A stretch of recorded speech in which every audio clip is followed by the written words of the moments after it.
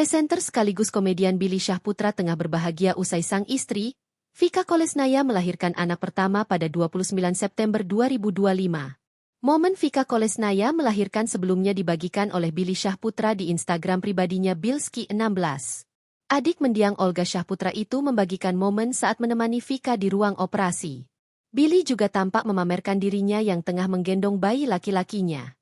Terbaru, komedian kelahiran Jakarta 16 Januari 1991 itu memberikan hadiah spesial untuk sang istri usai melahirkan.